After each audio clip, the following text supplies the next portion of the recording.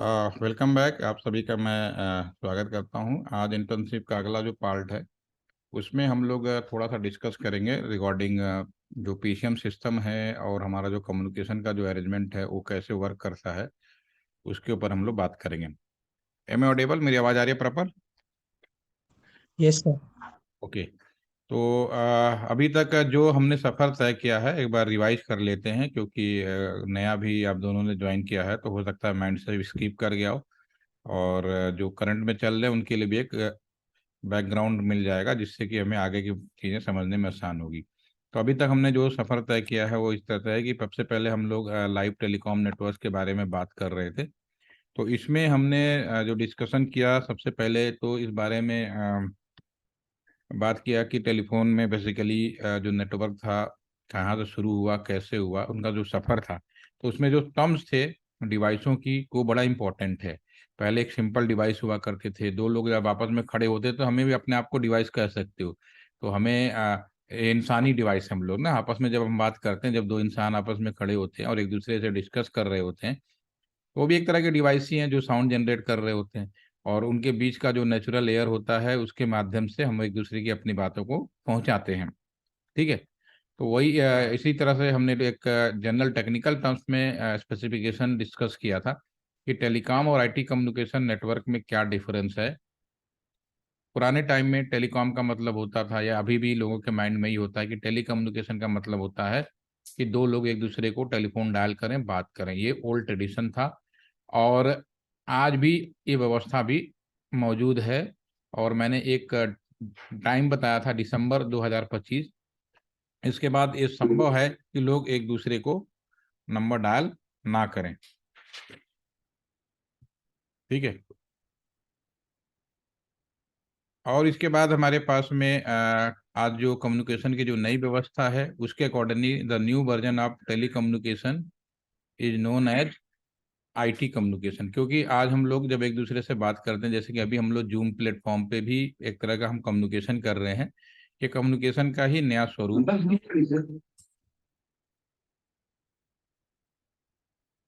ये कम्युनिकेशन का एक नया स्वरूप है।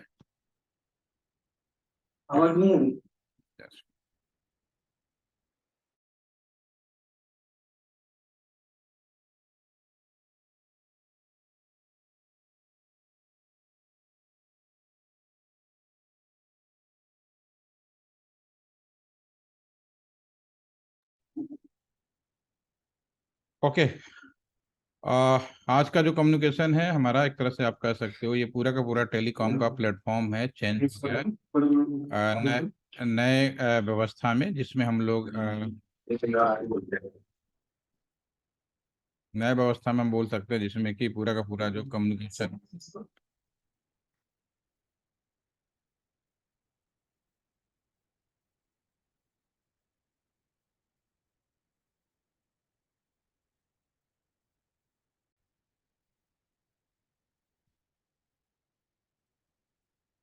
दूसरा हम लोगों ने डिस्कस किया था ऑर्डिनरी डिवाइस। इसके लिए मैंने एग्जांपल लिया था पंखे का, फैन का, कि अगर आप एक फैन खरीदने जा रहे हैं मार्केट में, तो उसमें आपने देखा होगा कि नॉर्मल फैन क्या होता है, जिसमें मैनुअली हम हर चीज़ ऑपरेट करते हैं। फिर इंटेलिजेंट फैन है जो रिमोट कंट्रोल के द्वारा उसको हम लोग कंट्रोल कर पा रहे थे। और तीसरा हमारे पास स्मार्ट डिवाइस, उसी फैन को अगर इंटरनेट से जोड़ने की सुविधा उपलब्ध कर दी जाए तो आपका स्मार्ट फैन कहलाएगा। Next is the AI devices. AI devices वो डिवाइसेज होती हैं जो कि हमारी ऑटो लर्न या ऑटो सेंस के माध्यम से हमारा काम करता है। जैसे कि हमने पंखे में ही बोला था कि अगर पंखा आपका जो फैन है अगर एआई बेस फैन है, तो नो डाउट कि आपका जो फैन है वो आपका ऑटोमेटिकली जो उसका ओनर है या जो भी यूजर है उसकी इस पे एनालिसिस करेगा, अकॉर्डिंगली अपने सॉफ्टवेयर को अपडेट कर लेगा और बहुत सारी चीज़ें वो सेल्फ वो करेगा। आपको याद होगा पहले दिन मैंने एक वीडियो शेयर किया था कि आने वाला समय जो है 5G IoT का, उसमें आपने देखा होगा उसमें जो एक वॉशिंग मशीन है या कोई वाटर डिस्पेंसर है, सब कुछ पहले से ही वो ऑटो सेंस करके बता देगा कि आपको कब सब्जियां खत्म हो रही हैं, कब आप क्या करते हैं। तो एक तरह का ये आपका पूरा का पूरा एआई बेस्ड होगा। मेटावर्स एक अपकमिंग टाइम का वर्चुअल इन्वायरमेंट होगा। आप घर बैठे बैठे दुनिया के किसी भी कोने में जा सकते हैं। अगर आज की डेट में वो समय दूर नहीं, और ये ज़्यादा समय ये ऑलरेडी आ चुका है, बस कुछ लीगल एस्पेक्ट इस पे काम चल रहे हैं। आप यहाँ पे बैठे बैठे, अब आपको अमेरिका जाने की जरूरत नहीं, आप यहाँ से बैठकर यूएस के भी बहुत सारे लोकेशंस में आप इस नई टेक्नोलॉजी के मदद से घूम सकते हैं बैठे बैठे। ये अपने आप में बड़ी चीज होगी। और अभी सुनने में बड़ा अजीब सा लग रहा होगा कि ऐसा कैसे संभव है। बिल्कुल संभव है। आपको वर्चुअली इस चीज का एहसास होगा कि आप यहाँ से दूसरे लोकेशन पे जा रहे हैं, जो भी शॉपिंग करना चाहे खरीद सकते हैं, और बिल्कुल रियल वर्ल्ड जैसा महसूस होगा। ये आने वाला समय है। तो आप देखिए, हमारा जो टेली कम्युनिकेशन सिस्टम है कहाँ से शुरू हुआ था। हमने सिर्फ बातचीत के जरिए से शुरू किया था, समय बदला, और आज हम लोग कहाँ पहुंच गए और किस जमाने में पहुंचने की बात कर रहे हैं। तो अभी कितना आसान कल उस दुनिया को आप सोचेंगे कि आने वाले टाइम में कैसे आसान होगा ये, कितना अच्छी लाइफ होगी, वो अपने आप में बड़ी बात होगी। खैर, अब आते हैं, इसके बाद हम लोगों ने डिस्कस किया था जो हमारा टेलीफोनी सिस्टम्स है, एक्सचेंज के विजिट के बारे में। इसमें लोकल कॉल्स क्या होती हैं, डिवाइसेस क्या होती हैं, ये हम लोगों ने फोकस किया था। क्या क्या एक जनरल एक्सचेंज जो हमारा ट्रेडिशनल था। उसके बाद लोकल कॉल क्या होते हैं, हमने इस पे बात किया था कि अगर सेम एक्सचेंज है तो टेक्निकली, अगर सेम एक्सचेंज के अंदर, क्योंकि पहले से लेकर अब तक का जो जर्नी हमने तय किया था वो कापर बेस वायर था। कॉपर वेव का मतलब वो 5 किलोमीटर या 6 किलोमीटर रेडियस तक ही कम्युनिकेट करता था। तो इसीलिए जितने भी टेली कम्युनिकेशन सिस्टम मिलेंगे वो प्योरली आपका कॉपर वायर पे आधारित था। तो 5 किलोमीटर रेडियस पर एक एक टेलीफोन एक्सचेंज मिलेगा। तो ये इस बात से आपको इस बात का भी जानकारी मिलती है कि आप अगर बीएसएनएल में या कहीं भी किसी भी एरिया में हैं, तो आप देखेंगे कि हर 5 किलोमीटर पर एक टेलीफोन एक्सचेंज मिलेगा। समय बदला, मीडिया चेंज हुआ, तो हमारी दूरी पूरे का पूरा एक शहर चंडीगढ़ से ही, जैसे आपका रिलायंस जियो की अगर बात कर ले तो चंडीगढ़ ही उसका हेडक्वार्टर बना दिया उन्होंने, नॉर्थ जोन का। और वेस्ट जोन का उन्होंने मुंबई बना दिया। तो पूरा नॉर्थ इंडिया वो डे कवर अप कर लेते हैं हमसे। और अब नए जमाने के हिसाब से ही हम लोग चलना, सभी को भी चलना। ठीक है, ट्रंक कॉल के बारे में हमने डिस्कस किया था कि एक शहर से दूसरे शहर के बीच में अगर कम्युनिकेट कराना है तो हमें एक शहर के अंदर एक मेन एक्सचेंज बनाया जाता है, इसे डीटेक्स बोलते हैं। और उसकी मदद से हम दूसरे शहर के अंदर भी जा सकते हैं, शहर के दूसरे एक्सचेंज में भी जा सकते हैं।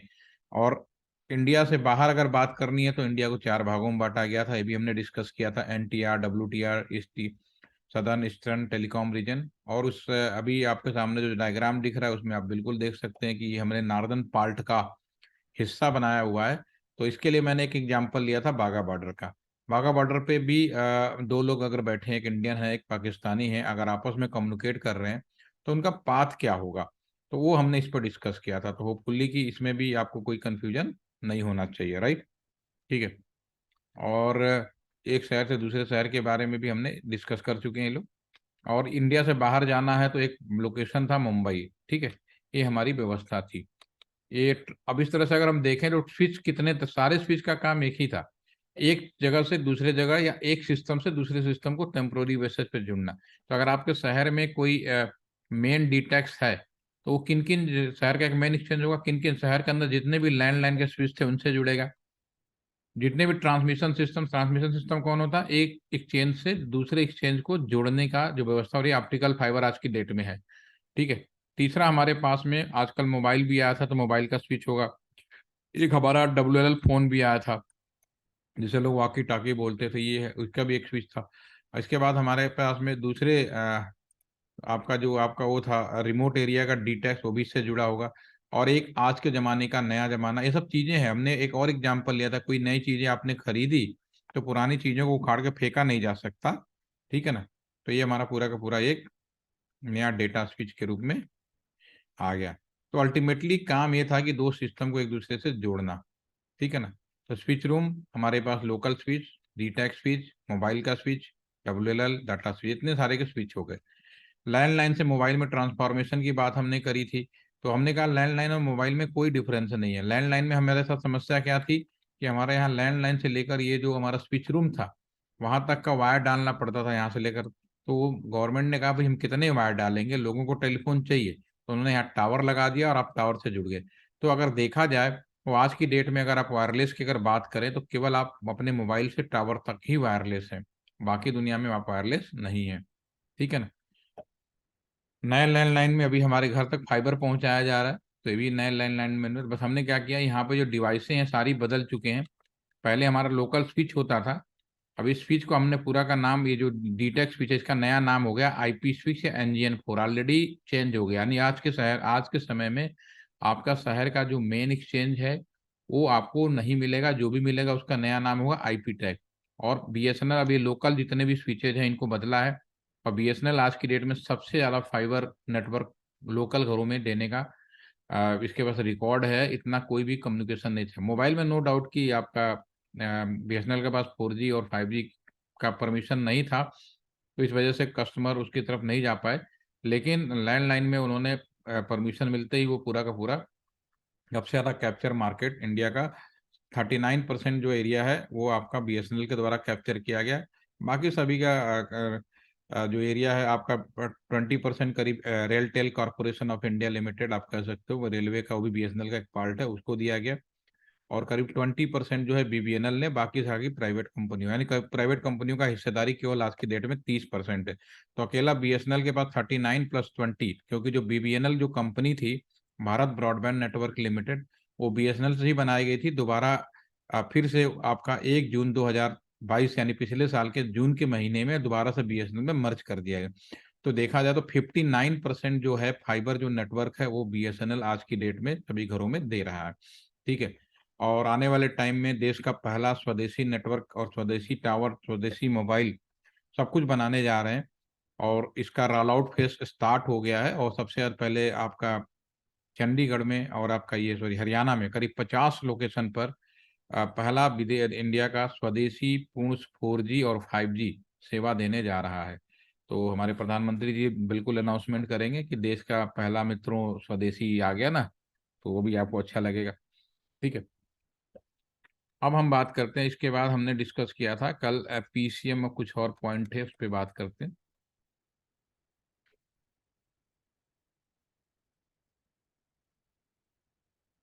यहाँ पे हमने मल्टीप्लेक्सर,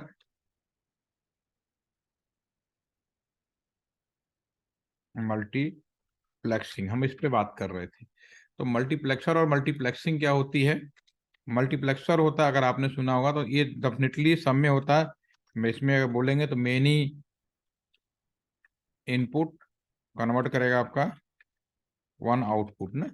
ये तो आप सब किताब चाहे दो ही भी ले लें, कोई भी ले लें, लेकिन जब फील्ड में हम काम करते हैं तो दोनों की डिवाइसें अलग। इसके लिए भी अगर हम बुक्स की बात करें या आपकी जो नॉलेज है उसके अकॉर्डिंगली बात करें, तो नो डाउट कि दोनों एक जैसा ही दोनों की डेफिनेशन है, लेकिन दोनों की डिवाइसें मार्केट में अलग आती हैं, तो इसलिए थोड़ा सा ध्यान रखना पड़ता है। तो इसके लिए मैंने एग्जांपल लिया था कि क्लासरूम का, कि क्लासरूम में अगर आपके 30 बच्चे वहाँ पे हैं, तो जो 30 बच्चे हैं वो जिस क्लासरूम का जो एंट्री गेट है, एंट्री गेट में अगर आपकी बात करें, अगर वहां पे ये लिखा है कि सिंगल आउटपुट ही ओनली अलाउ है, तो इसका मतलब ये है कि क्लासरूम से बाहर जाने का दो तरीका पॉसिबल है। There are two manner possible. पहला पॉसिबल है कि हम सभी 30 बच्चों का एक ग्रुप बनाएं और उन्हें एक बड़े से बॉक्स के अंदर बंद करें और एक साथ ही हम सबको बाहर कर दें, तो this is the many input single output हो जाएगा। ठीक है ना, मेनी इनपुट सिंगल आउटपुट हो जाएगा। दूसरा हमारे पास में 1 by 1 करके हम एक दूसरे को भेजेंगे, वो सिंगल इनपुट, उसमें भी हो सकता है किसी का रोल नंबर एक पहले जाएगा, रोल नंबर, तो दोनों कंडीशन। तो जो आपका मल्टीप्लेक्सर होता है इसको, इसमें क्या करते हैं, ये पहली वाली व्यवस्था है। पहली वाली व्यवस्था का मतलब होता है कि इसमें हमने क्या किया कि इनकोड करते हैं पहली बात। ठीक है ना, इनकोड करेंगे और उसके बाद हम इसको सिंगल आउटपुट में कन्वर्ट करते हैं। तो ये आप जब ने पढ़ा होगा 4 × 1, 8 × 1, इस तरह से आपने पढ़ा होगा 16 × 1। ठीक है ना, तो इसमें इनकोडिंग व्यवस्था होती है, फिर उसमें सिलेक्शन लाइन की प्रोसीजर किया जाता है। Technically you are aware, no doubt, इसमें मुझे कुछ कहने की जरूरत नहीं है। मल्टीप्लेक्सिंग में आपने हमेशा पढ़ा होगा ये दो तरह का होता है। पहला होता है TDM, दूसरा होता है FDM, फ्रीक्वेंसी डिवीजन मल्टीप्लेक्सिंग और टाइम डिवीजन मल्टीप्लेक्सिंग। ठीक है। और फ्रीक्वेंसी डिवीजन मल्टीप्लेक्सिंग और टाइम डिवीजन मल्टीप्लेक्सिंग क्या होता है, ये आज मैं इसको आज के सेशन में रिपीट करूंगा, बाकी कल हम लोग रात को 10 बजे मिलेंगे फिर बात करेंगे। तो सबसे पहले मैं इसको समझाने के लिए मैं एक सिंपल सा एग्जांपल लेना चाहूंगा। मैं PCM समझाऊंगा, लगे हाथ में कि क्या करना, PCM समझाना है, पल्स कोड मॉड्यूलेशन। अगर लंबी दूरी का कम्युनिकेशन करना है तो मुझे PCM का इस्तेमाल करना पड़ेगा, पल्स कोड मॉड्यूलेशन। जब मॉड्यूलेट करेंगे तो फिर आप लंबी दूरी को कम्युनिकेट कर सकते हैं, राइट। ठीक है, तो उसके लिए मुझे क्या करना पड़ेगा आपको, यहाँ पे मैं सिंपल समझाता हूँ। ये एक सड़क है, समझने के लिए, पहले भी अगर समझा रखा है पुराने लोगों को तो बहुत अच्छी बात है। इस रोड पे मान लो 3 ट्रक हैं, 3 ट्रक है। एक हमारा कंपनी, कोई कंपनी ये है जो अपने यहाँ से किसी भी तरह का कोई प्रोडक्ट है, एक ट्रक के माध्यम से लोकेशन, इस लोकेशन से किसी, सपोज ये कंपनी भी है, लोकेशन भी यही मान लेते हैं, और किसी लोकेशन बी पर वो भेजने की कोशिश करता है, राइट। ठीक है, तो यहाँ पे 3 ट्रक हैं, अगर हम बात करें, देयर आर 3 ट्रक, 1 2,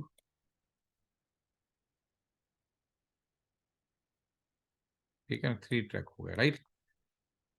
ये ट्रक मान लो रेड कलर का है, इस पे कलर किया गया है येलो कलर का, और इस पे मान लो ब्लू कलर का। और ये इसके का इस तरह से कई और ग्रुप है, इसने अपने जितने भी प्रोडक्ट भेजते हैं 3 ट्रकों के ग्रुप में ये भेजता है, रेड येलो ब्लू पहला ग्रुप हो, ये पहला ग्रुप तो मूवमेंट में है, दूसरा ग्रुप मान लेते हैं, ऐसे ही तीसरा ग्रुप होगा, रेड येलो और ब्लू, राइट। वो मूवमेंट कर रहा है लोकेशन ए से लोकेशन बी को, राइट। ठीक है, अब यहाँ पे जब लोकेशन बी पहुंचता है तो इसके पहले एक ओवरब्रिज बनाई गई होती है, और इस पे, इस ओवरब्रिज की कंडीशन होती है कि इस ओवरब्रिज पे एक बार में केवल एक ही चढ़ेगा, ठीक है ना। और इसके प्रोडक्ट को रिसीव करने वाले यहाँ पे जो रिसीवर खड़े हैं, कुछ बंदे खड़े हैं, ये रेड कलर को रिसीव करेगा, ये येलो को कलर रिसीव करेगा, और ये ब्लू को रिसीव करेगा, राइट। ठीक है, अब इसने ट्रक मूव किया, सारे ट्रक यहाँ गए, ठीक है ना।